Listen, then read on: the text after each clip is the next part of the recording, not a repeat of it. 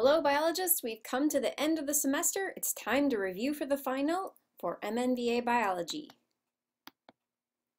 The first question, let's think about how organisms get and use energy.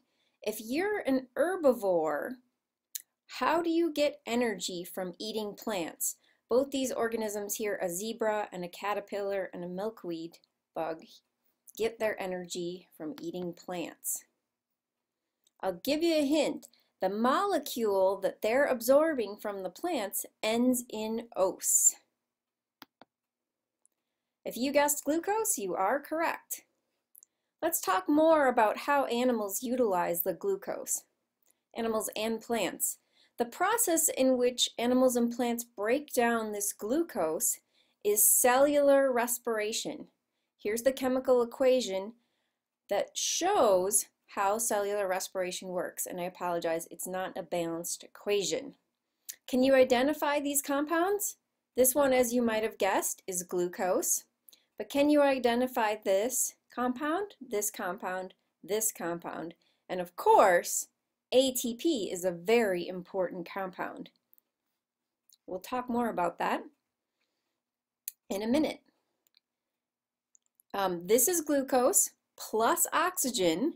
When our body's taking glucose and combined it with oxygen, the result after a complex process is water, carbon dioxide, and ATP molecules that our cells can use. Cells can't really use glucose directly, they use it to make ATP. So ATP is a very important molecule. You need to remember ATP, adenosine triphosphate. Let's talk more about cells. There are lots of different kinds of cells. Here we see skin cells, nerve cells, and muscle cells. There are specialized cells in multicellular organisms. You are a multicell organism. So you have lots of different kinds of specialized cells. All of these cells need energy. And all of these cells undergo cellular respiration, and the goal of cellular respiration, breaking down glucose in the presence of oxygen, is to keep making what molecule for energy? Remember that three-letter molecule we talked about just a minute ago? If you guessed ATP, you are absolutely correct.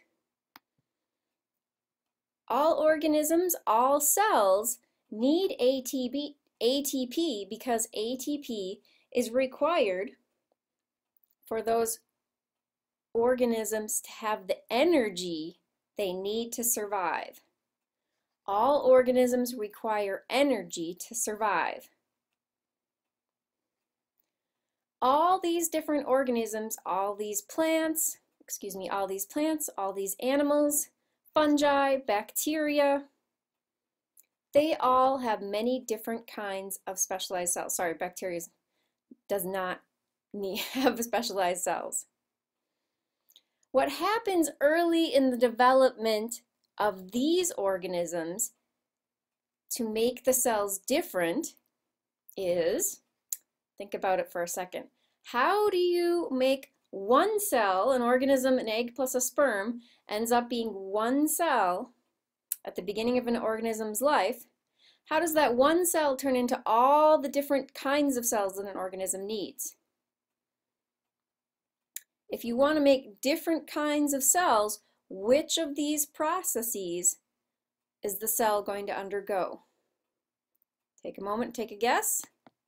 If you guess cell differentiation, that makes a lot of sense.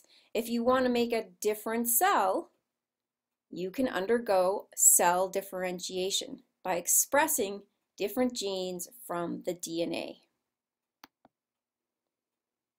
Let's talk about plants. Plants cannot go look for food. They can't run around like, say, your dog sniffing around your house looking for something to eat.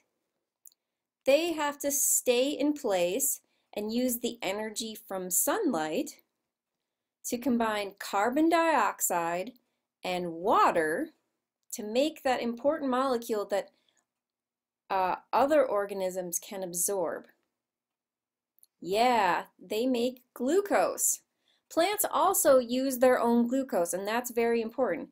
Many people think, oh, plants just make the glucose for animals to eat, but plants actually break down their own glucose with cellular respiration as well. So both plants use their glucose to store energy, and then they break it down into ATP later. And if an animal eats a plant, or an animal like you, they break down that glucose using cellular respiration as well. All those chemical reactions required for an organism to stay alive are called, so things like cellular respiration for animals and plants, or if you're a plant, photosynthesis. All those chemical reactions taken together are called metabolism. Metabolism is all the chemical processes required for an organism to stay alive. Let's talk about structure and function for a moment. Structure and function are the relationships between how an organism is built or shaped and what it does. Cell membranes are an example of the structure-function relationship. They're selectively permeable. That means that the cell membrane allows some materials to pass through while keeping others out. You probably have something in the kitchen that works something like a cell membrane. A colander here, if you're draining your noodles for mac and cheese, the noodles will stay in the colander, while the water will go out. And that's kind of how a cell membrane works. Small things can pass through the holes in the cell membrane, and big things cannot. Cell membranes are selectively permeable because between these phospholipids here, small molecules like water and carbon dioxide and oxygen can sneak their way through, but larger molecules cannot get through a cell membrane without some help.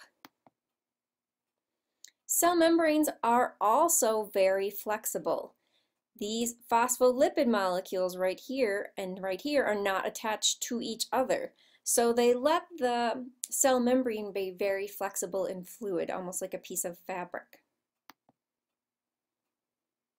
So we talked about an idea just a minute ago that describes how the parts of an organism are shaped to do the job that they have. Let's talk a little bit about hammers and nails. You could pound in a nail with a rock, it would still work, but it's much easier to do it with a hammer because a hammer is shaped specifically to pound in a nail. And that's exactly how it's related to how neurons are. Neurons are shaped differently than other cells because it's their job to carry messages between parts of the body. And so neurons have all these little extensions here that normal cells don't have. Neurons are a great example of the structure-function relationship. The structure of something, the way it's shaped, relates to the job that it has to do. This is kind of like a telephone wire, or you could think of it as an internet network. So that idea that describes how parts of an organism are shaped to do their job is called structure function, and it's a very, very important idea in biology. You can think about it as at the macro level, just looking at an organism, or at the micro level, looking at cells. Past the cell membrane, if you go into the inside of the cell where the cytosol is, that is primarily made out of what? What is the middle of the cell primarily made out of? It's water, or just H2O. Hopefully you knew that, but if you didn't, remember the inside of the cell is primarily water. Let's talk about organic compounds that we learned about in Unit 2. Let's match what these molecules do in an organism to the kinds of molecules. We studied 4 kinds of molecules: carbohydrates, which stands for carbon, hydrogen, and oxygen. There's the O. Proteins, they're made out of amino acids. Lipids, fats, oils, and waxes. And nucleic acids, DNA and RNA. So which of these kinds of macromolecules are used as energy sources? Think about it. When you wake up in the morning and you want to get some quick energy, what do you have? You probably have some cereal, which is a carbohydrate. And you might put some whole milk on that cereal, which has got a lot of lipids.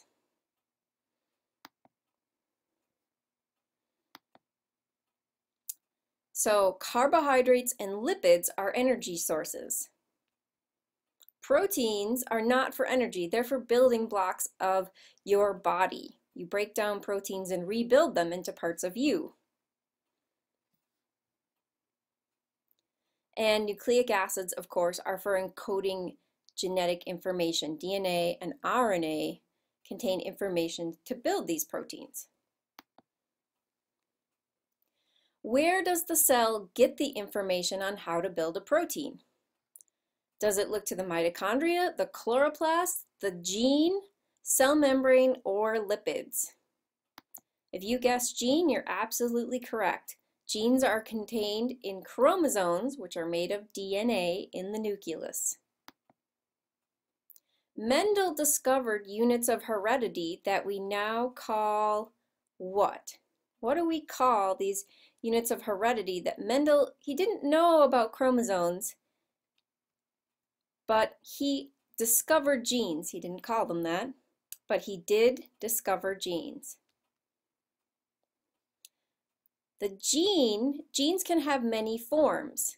Here is an example of the gene for flower color. It can take on these different forms. Those different forms of the same gene, they're on the same spot on the chromosome. Are they called chromosomes, meiosis, homeostasis, DNA, or alleles? If you guessed alleles, you're absolutely correct. Different versions of the same gene that are on the same spot on the chromosome are called alleles. Mendel, when he was working on genes, did not know anything about meiosis, but we make sense of his research about how traits are passed down because we know that alleles are separated during what process? What process does crossover occur? If you said meiosis, you're correct. I actually gave you the answer right here. Alleles are separated during meiosis, that is, if they're on different chromosomes. Mendel studied peas a long time. He made 30,000 observations, which is a great deal of data, especially considering he didn't have Excel spreadsheets or ways to manage his data on a computer, or even a calculator. What did Mendel do with all his data to make sense of it? Did he post it on Wikipedia, analyze it, conclude that he had discovered alleles, make a hypothesis, or ask questions? Well, even though he didn't have a calculator, he did analyze his data and look for patterns. He couldn't post it on Wikipedia because it didn't exist. The word alleles hadn't been invented yet. He made a hypothesis before he collected his data, and he asked questions. He probably asked questions about his data, but he probably did that as he was analyzing it or before. If you are taking the exam with me, you need to know the labs.